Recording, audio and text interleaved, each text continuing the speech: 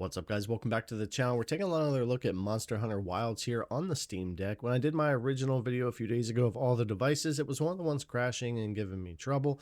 I've since reinstalled the game, and it's been doing pretty good, a few tweaks, and I haven't really had any crashes since. Now, I'm not using any different compatibility layers. However, experimental or bleeding edge seem to be a good option if you're still having troubles, and I believe there's some launch options you could use, but I haven't really gotten into anything. Unfortunately for me, just the reinstall of the game and messing with a little bit of settings seem to keep the crashes away. I'm still just the 800p 16:9 uncapped on here, and I'm using low as the preset without frame gen on, and I wound up switching to lowest when it came to frame gen, and that seemed to help me with those crashes. We're going to start off with frame gen off. I'm going to turn that off. We are going to be on low here as we get started, and we'll get into some more settings. But obviously this game is a mess at launch on all PCs. It's not just a device issue, but I think even with a bunch of fixes that'll probably be coming in patches for the game, it is going to be just difficult to run this game on the Steam Deck. I just think it's going to be a problem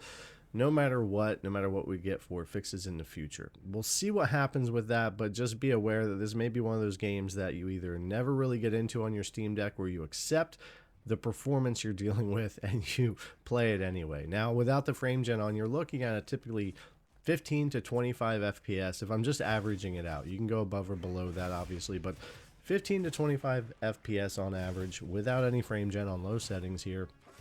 And yeah, I can run around and play, and I was actually able to take down a couple of monsters. I put in a couple of hours because I wanted to make sure I wasn't getting those crashes I was getting in my original video, and I haven't so far. I had one crash with frame gen turned on that low setting I was talking about, and we'll get to frame gen here in a minute too. But yeah, this is what you're looking at depending on where you're at in the game. 15 to 25 FPS. Even if I go to the lowest settings without frame gen, I don't really gain much of anything anyway.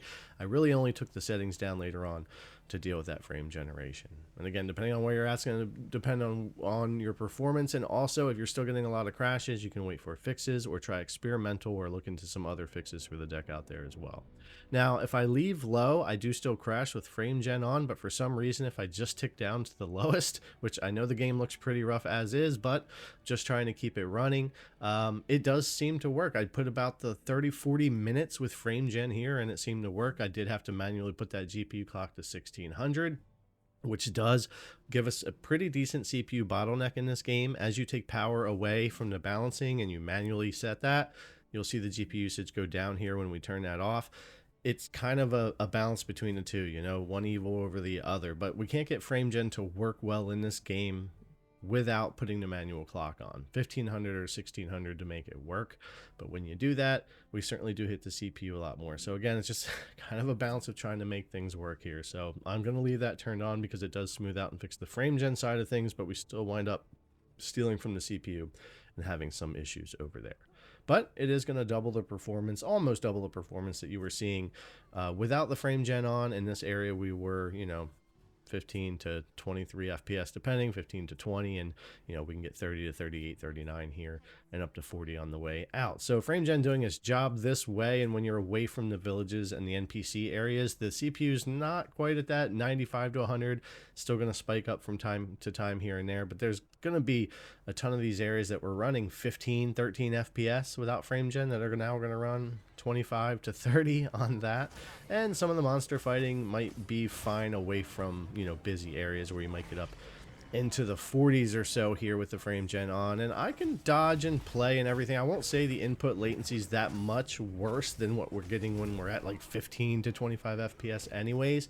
We're just dealing with such a low base FPS here that frame gen isn't really meant for that, but it does work enough to kind of help make the game more playable, at least in my opinion. But it's just a rough experience all in all, and I just want you to be aware, if you are jumping in on the Steam Deck, you could suffer with crashes. You may need to play around a little bit, and some of the settings and frame gen and stuff. It's no wonder they're kind of forcing you or trying to get you to turn frame gen on in this game when you first load it up, because it really is a mess, not just because of the Steam Deck, but the game itself. I'm playing this on 7 different PCs. They all have their own problems.